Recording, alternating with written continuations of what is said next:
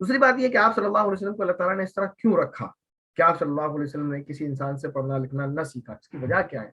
آپ نے اور ہم نے سنا اور پڑھا ہے بعض مرتبہ کہ نبی اکرم صلی اللہ علیہ وسلم امی تھے. امی کے کیا معنی ہوتے ہیں؟ امی کے معنی ہوتے ہیں کہ جس نے کسی شخص سے لکھنا اور پڑھنا نہ سیکھا ہو. اور حقیقی بات ہے کہ نبی اکرم صلی اللہ علیہ وسلم امی تھے. اس کی ظاہری وجہ یہ ہے کہ آپ کو پڑھانے کا انتظام نہ ہو سکا، کیونکہ پہلے والد، پھر والدہ، پھر دادا چلے گئے، تو پڑھانے کا انتظام نہ ہو سکا. لیکن حقیقی بات یہ ہے کہ رب حقیقی نے یہ نہ چاہا تھا کہ اس کے محبوب یعنی ہمارے اور آپ کے آقا حضرت سرور کونین صلی اللہ علیہ وسلم جو ہے اسی حالت میں رہیں اور تعلیم حاصل نہ کریں. وجہ کیا ہے؟ اس کی وجہ نوٹ کر لیں آپ یا ذہن نشین کر لیں، انشاءاللہ بعد میں نوٹ ہو جائے گا، آپ ریکارڈ تو کرتے ہیں. پہلی وجہ تو یہی ہے کہ اگر حضور اکرم صلی اللہ علیہ وسلم پڑھے ہوئے ہوتے کسی انسان سے تو اس میں بہت سارے اعتراضات آ سکتے تھے، جن کے جوابات میں آپ کو دوں گا.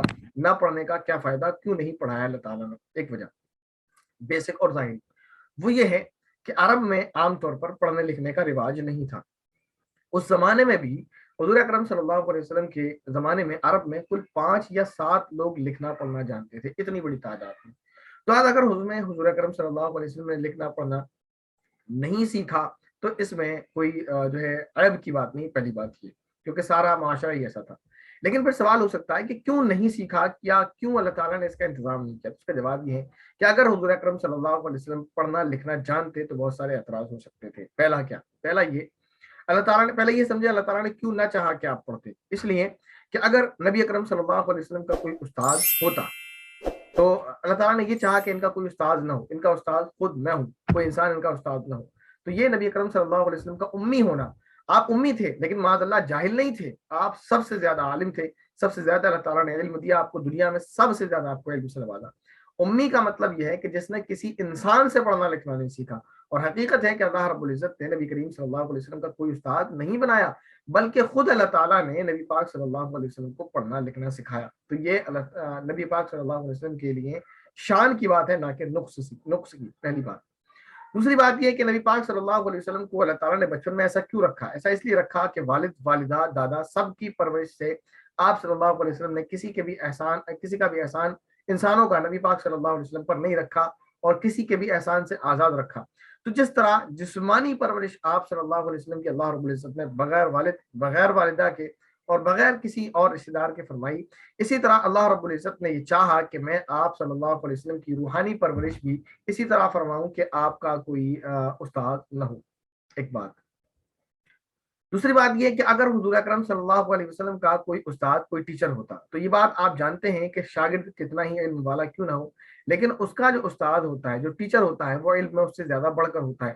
اور اللہ رب العزت نے یہ کبھی نہ چاہا کہ میرے محبوب سے بڑھ کر کوئی علم والا ہو، کیونکہ اگر نبی پاک صلی اللہ علیہ وسلم سے بڑھ کر کوئی علم والا ہوتا، کیونکہ اگر کوئی استاد ہوتا انسان تو وہ علم میں بڑھ کر ہوتا، اور علم میں بڑھ کر اگر نبی پاک صلی اللہ علیہ وسلم سے ہوتا تو نبی پاک صلی اللہ علیہ وسلم کی شان میں یہ کمال نہیں بلکہ نقص ہوتا.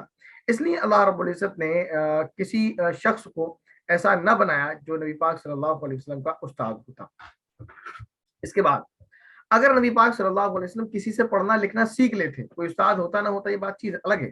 اگر نبی پاک صلی اللہ علیہ وسلم کسی سے پڑھنا لکھنا سیکھ لیتے تو آج جب نبی اکرم صلی اللہ علیہ وسلم نے کسی سے پڑھنا لکھنا نہیں سیکھا تو ہم ڈنکے کی چوٹ پر کہتے ہیں کہ قرآن اللہ رب العزت کا نازل کردہ ہے، حضور اکرم صلی اللہ علیہ وسلم کا بنایا ہوا نہیں ہے.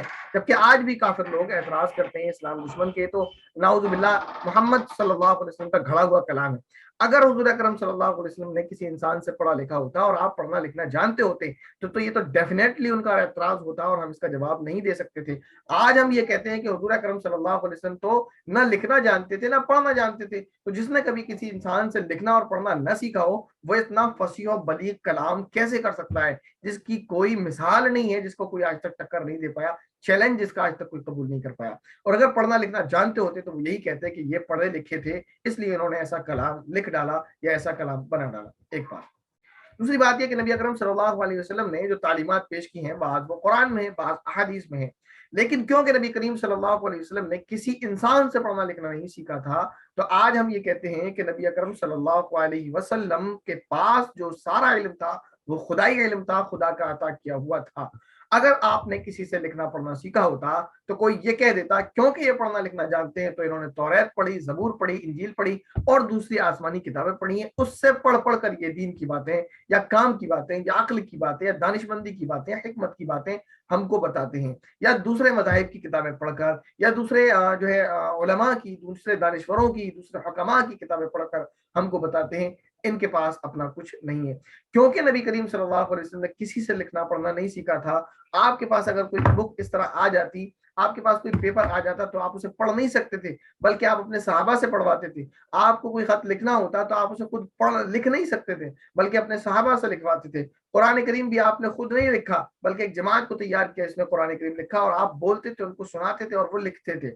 تو یہ بات یہ ظاہر ہے عقل مندوں کے لیے، اہل عقل کے لیے نشانی ہے کہ جس شخص نے نہ لکھنا سیکھا ہو، نہ پڑھنا سیکھا ہو، وہ اتنی حکیمانہ باتیں کس طرح کر سکتا ہے، سوائے اس کے کہ اس کو سکھانے والا خدا وحدہ لا شریک ہو۔ ایک بات ہو گئی۔ اس کے بعد یہ بات ہو گئی کہ حضور اکرم صلی اللہ علیہ وسلم امی کیوں تھے۔ اب جیسے آپ نے